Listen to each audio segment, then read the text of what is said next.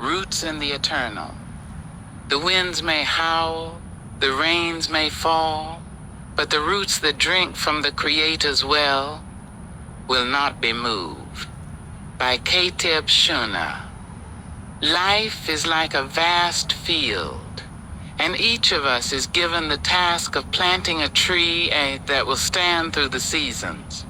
One person plants their tree in deep, fertile soil, tending its roots daily, making sure they drink from a clear spring. The other plants their tree in shallow, rocky ground, where the roots cannot spread far, drawing only from puddles that dry up quickly. At first, both trees look green and full, swaying gently under the same sun. But time has a way of revealing what eyes cannot see at the surface. When the summer heat bears down without rain, the tree with deep roots draws strength from unseen waters and stands tall, while the shallow-rooted tree wilts and drops its leaves.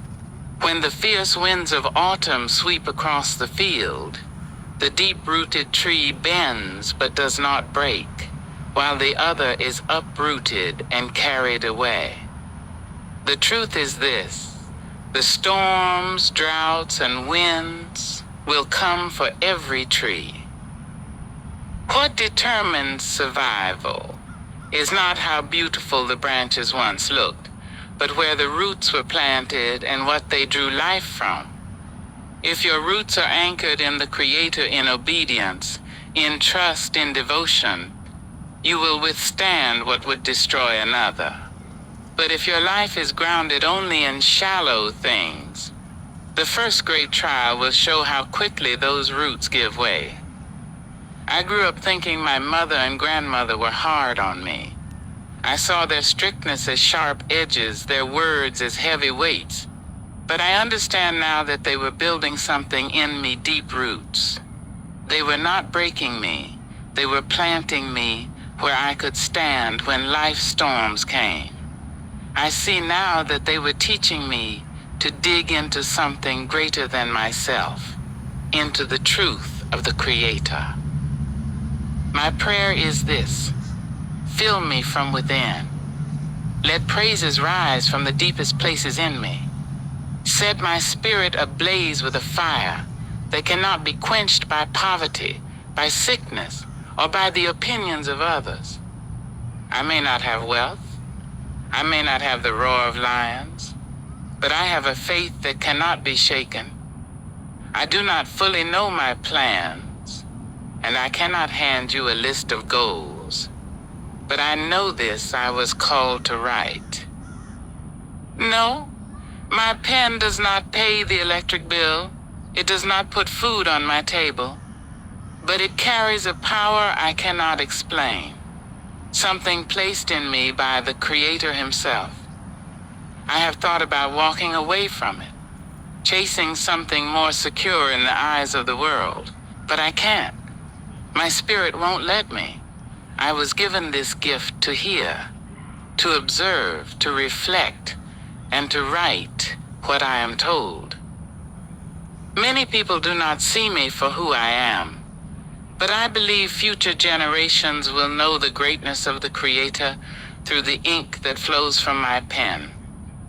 I may lose every possession, but I will not lose my faith. I may be broken.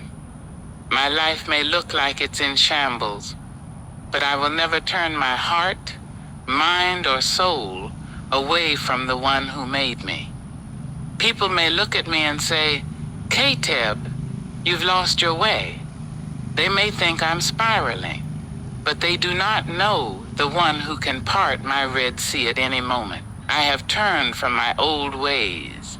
I have humbled myself. I know He hears my voice. My situation may look like a grave, but I know a Creator who can breathe life into dry bones. I may be sick, but I will see healing. Surely His goodness will meet me where I am and lift me beyond where I have been. The Creator sees the best in me when all others can only point to what I lack. So I say this to the reader: See me not through your own judgments, but ask the Creator to show you my heart. Cast no stones, speak no curses. I have flaws, but He is shaping me daily. I may be poor, out of shape, and living paycheck to paycheck, but I am not spiritually bankrupt. I am not starved in my soul. I have surrendered every corner of my life to Him. If I resist, I block His work, for I know I cannot develop myself apart from Him. Real growth is His work, not mine.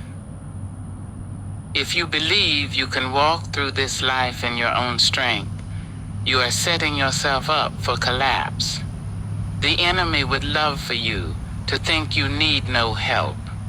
But without the Creator, your foundation will not hold. Stop feeding your mind with the trash on TV, on your phone, in books that speak only to vanity.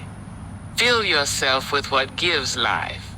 Don't wait until sickness comes or loss knocks on your door to realize you cannot do it alone. None of us lives only for ourselves, and none of us dies for ourselves. We are bound together, our choices echoing into the lives of others. You are needed. Someone is inspired by your endurance. So you cannot live crushed under anxiety and hopelessness. If you do, you may not hear the Creator when He calls.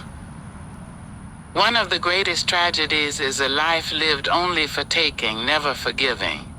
Don't be a miser with your gifts. Live in service. I would rather have the favor of the Creator than all the money in the world, because money can only move flesh so far, but favor will carry you beyond horizons and galaxies unseen. Do not miss the reason you were placed here. Lift your eyes from yourself and live in service. And as for me, I will write until my bones turn to dust. My steps are ordered by the Creator. The Creator formed me for a reason that is not small, not accidental, and not shared with another soul. There is a piece of work etched into the fabric of time that only my hands can shape, a sound that only my voice can carry, a light that only my life can release. I may not fully see the pattern in this lifetime, but the one who wove me together already knows the whole design. I am a living thread in the vast tapestry of His purpose, a bridge between lives, a link in an eternal chain. I was not breathed into existence without cause. There is good that must flow through me, work that will be done through me, even if I do not always recognize it. If I walk in His ways, I may speak peace without planning to, shine truth without seeking a pulpit, and plant seeds without ever watching them sprout. So I will place my trust entirely in Him for whatever season I am in. I am never wasted. If sickness touches me, He can use it. If confusion surrounds me, it can still serve Him. If grief lays heavy on my chest, even that can be made to bear fruit. Nothing He allows is empty of purpose.